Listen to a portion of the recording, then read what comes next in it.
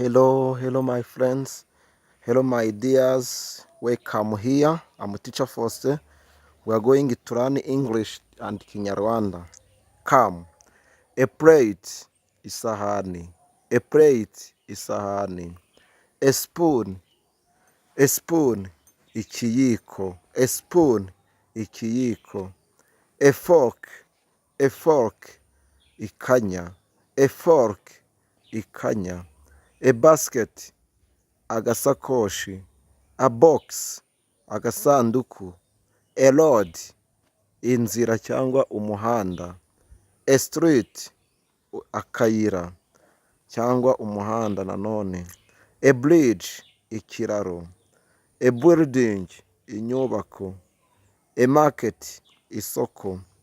A market, isoko. A roads, umuhanda. A street, inzira. A bridge, ikiraro. A box, agasanduku.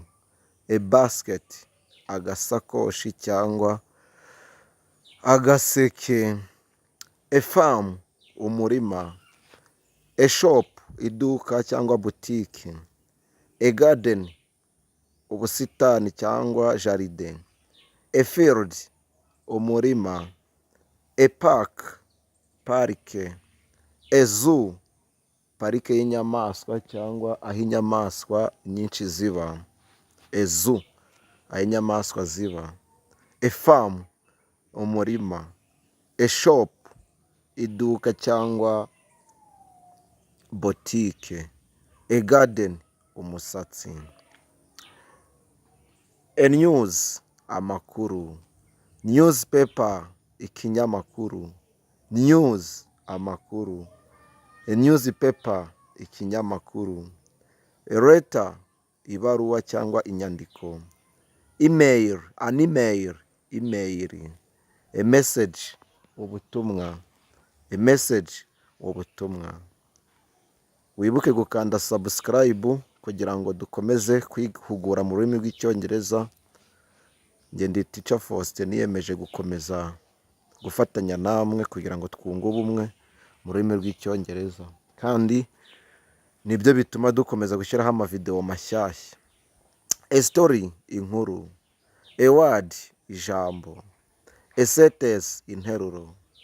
A language, ururimi. A voice, ijwi.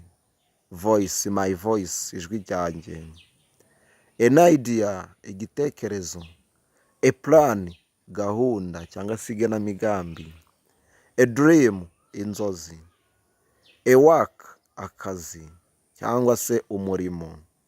A power, imbaraga cyangwa se ingufu. A power, imbaraga. An idea, igitekerezo. A strength, ubushobozi. A weakness, intege nke. A success, intsinzi. A failure, kuneshwa cyangwa gutsindwa. A future, ahazaza. A future, ahazaza. Good future, ahazaza heza. Good future, ahazaza heza. Mwibuke kudushyigikira mukanda subscribe. Mushobora gukanda like kugira ngo mbone ko tubana neza, ariko mushobora no gukanda comment mukatubwira ikibari ku mutima. A past, ahahise. A present, uyu munsi wa none. A history, amateka. A life, ubuzima. A death, urupfu. A birth, kuvuka. A birth, ivuka. A death, urupfu. A life, ubuzima. A history, amateka. A marriage, ubukwe. A marriage, ubukwe. A family, umuryango. A family, umuryango. A parents, umubyeyi. Parents, ababyeyi. Parent ni umubyeyi umwe, mama cyangwa papa. Parents ni ababyeyi bombi bose. A son, umuhungu. A son, umuhungu wanjye cyangwa se wawe.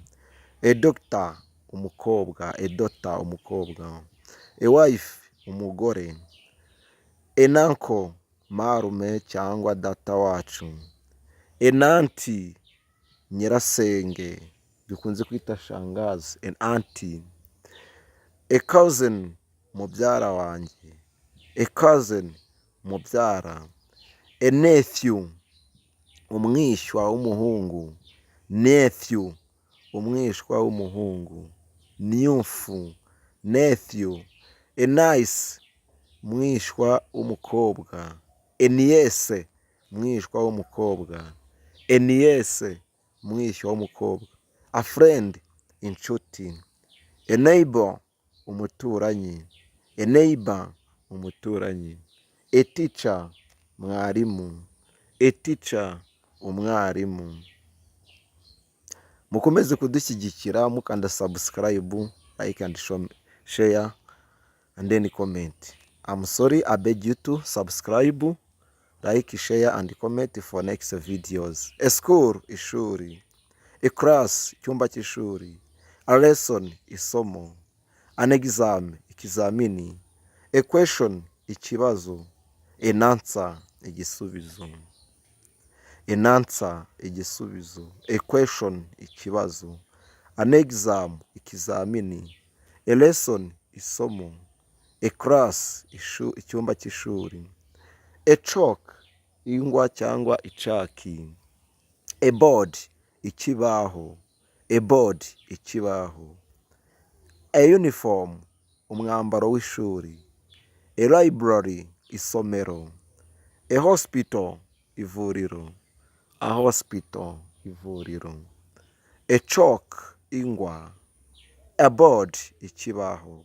Murakoze cyane, yari Teacher Faustin, mukore subscribe.